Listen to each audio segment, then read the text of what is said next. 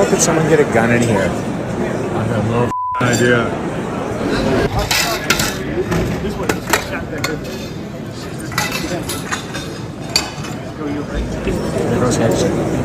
You know what happened? What did you see, sir? What did you see, sir? Where the hell was it? Where did it come from? I have no idea. Was it actually? I have no clue. I'm not a conspiracy theorist. I'm not a conspiracy theorist. I'm not a conspiracy theorist. Oh, hey, so somebody tried to kill the president again at the White House Correspondents' Dinner. Here's some of the scene.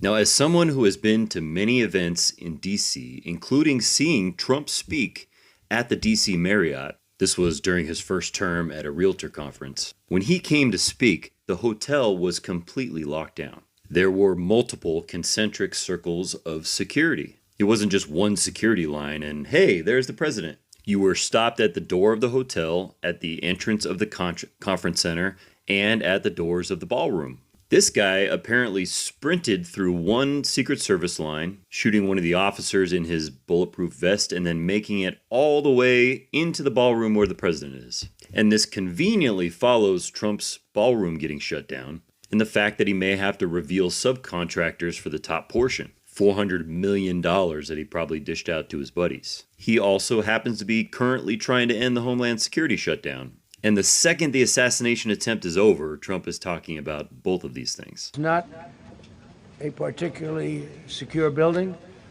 and I didn't want to say this, but this is why we have to have all of the attributes of what we're planning at the White House. It's actually a larger room, and it's much more secure. It's drone-proof, it's bulletproof glass. We need the ballroom. That's why Secret Service, that's why the military are demanding it. They've wanted the ballroom for 150 years for lots of different reasons, but today's a little bit different because today we need levels of security that probably nobody's ever seen before. Oh, and he also just learned that he has the lowest approval rating in history. I am not going to say that this was staged. I'm not. I just heard about what happened last night. Crazy. Somebody tried to unalive Donald Trump. The White House was having a correspondence dinner, and apparently they started hearing this noise that sounded like a bunch of bangs, and they rushed Trump off the stage. And I woke up this morning and I'm scrolling through what everybody's saying about it, and I'm just realizing that this world is so divided, man. And I hate to be that guy, but that's literally a sign of Jesus' return. I know I talk about it a lot, but Jesus is coming back so soon, it's not even funny, bro. Jesus said that in the last days, there would be a lot of division. And just look around, man. The world is so divided. It feels like every single day when I open up my phone, I see something that just reminds me, wow, this world is broken. This world is so crazy. It's dark. But you know what? The darker the world gets, the sooner Jesus' return is. Jesus gave a parable about a wedding and how the bridegroom arrived at midnight. And did you know midnight is the darkest time of the night? And he was referring to himself, his return. And I really feel like we're in the last second of the last days. And so no matter how crazy and chaotic this world gets, I'm here to comfort and convict you guys. You got to have both. The comfort is that if you're on Team Jesus, you're all good. You're going to be okay. I've read the last page of the book. I know how the story ends.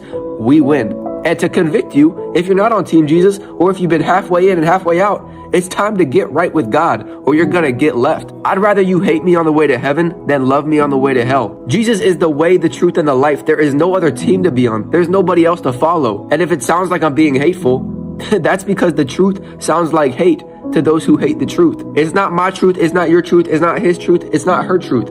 It's one truth, and his name is... So I just watched Donald Trump's late night press conference on the shooting at the White House Correspondents' Dinner, so you don't have to, and for the most part, it was just completely insane. He ranted about a variety of different topics when he was supposed to be talking about this shooting. He started it by thanking law enforcement and Secret Service for doing their job tonight, which is great, no problem with that, but then he immediately started talking about how this shooting means that he needs to build the ballroom. Like, he's using it as a justification to continue building the ballroom, which I don't know how that makes any sense. And there are a bunch of Republican influencers online saying the same thing. It's very weird. He then announced that he's posted photos of the suspect on his social media page, which he did, along with video footage of him being tackled to the ground by law enforcement after entering the building. Trump was asked by a number of different journalists if this changes anything for him in terms of policy or how he approaches the job. He said no, he's going to continue doing what he's doing. He was also asked by a Fox News journalist why this keeps happening to him, and he said, well, when you make a big impact, people want to go after you, so he's saying that he's so successful that people want to take him out. And then he started rambling about how driving race cars is a dangerous job, just like being president. I don't really know where he's going with that part, but that was pretty much it.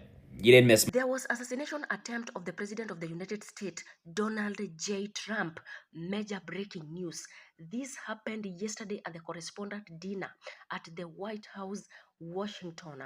According to reports we've seen circulating across the social media platforms, this particular assassin was actually armed with weapons, including handgun and several knives. And it's turning out he was arrested, whereby the FBI completely neutralized the threat in seconds. As we are speaking, the assassin is in custody, ready to face charges. And it's turning out the suspect is a teacher in Torrance, California, whereby the President of the United States, Donald J. Trump, has come out and cleared the air that he does not believe that the shooting in the White House is actually affiliated with Iran. You know, most of the people at this particular point might actually come out following the Middle East conflict, United States versus Iran, that Iranians might be the major suspect of the shootings in the White House. But Donald Trump has cleared the air. He does not believe in that.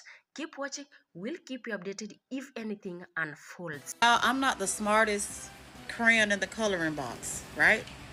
But Donald Trump took to Truth Media after you was just evacuated and your life was supposedly in danger. Your whole cabinet, your whole staff was in danger because a man was shooting in the lobby of your correspondence dinner that was hosted by Grindr. I'm not going to let that slide. And you have the time to post. Your team has the time to post the man that supposedly, allegedly did it. How is this man even alive still? This is one of the most highest security events in the nation or in the world. It should have been, with this man being, you know what I'm saying, targeted before. And he got into the lobby to shoot, not into the ballroom. How was he able to do so? Staged. I'm just going to say it. I seen y'all talking about it in my comment section. But this man is a teacher from California. So this man risked everything he ever believed in to come over there and just shoot in the lobby. And y'all want us to believe that? Baby, if we flinch too much in the car, baby, we getting offed. You see what color this man is? Like, so how is he alive on the floor? For you to post and your staff member to post. Like, y'all, when I say this is a fucking distraction to not talk about the war, to not talk about them Epstein files, they done pulled everything you can think of to stop us from thinking about them Epstein files. But bitch, I still want to know. I want to know who was in them. And y'all brought the war, now y'all bringing this. Like, listen, diversion is a must in these people's eyes. They know how to control the media. This is why they bought. Okay, but y'all know what to do. Get in the comments. Let's go, baby. This is crazy. You posting about? Come, you gotta be kidding me.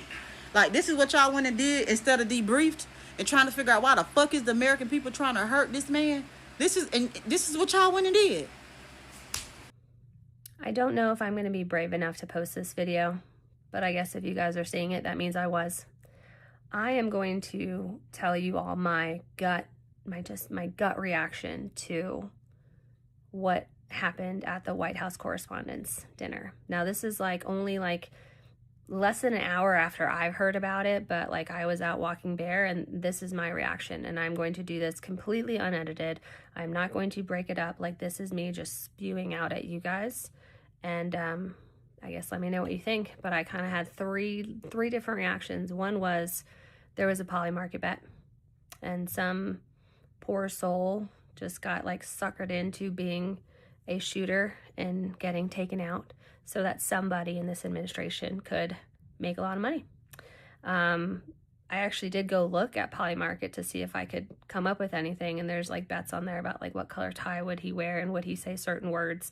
And maybe that's why Trump wants this whole thing to continue. He had posted I want this to continue, the show must go on. Maybe it's because he's got some buddies who are supposed to make a lot of money who can't make any money, if there's no dinner, there's no speech?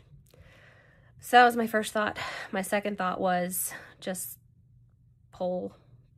He needs higher polls, so let's do something. And it's completely staged, and it does sound like at this point there was a loss of life. So if it was completely staged, that's really unfortunate. I wouldn't put it past them, because I'm getting closer and closer to really not believing what happened in Pennsylvania. And that's a whole other video for another day. But it's kind of like the boy who cried wolf situation, it appears. And then my third thought was actually probably the worst of all, which was that this is the correspondence dinner.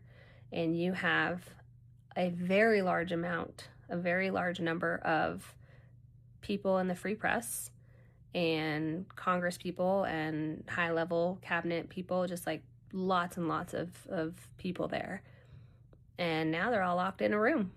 And like, one, was this shooter supposed to be for Trump himself, or was it supposed to be for the free press, who the Trump administration just seemed to hate? And then now, everyone's all in one room. Is there like a secondary type thing? They haven't evacuated the building.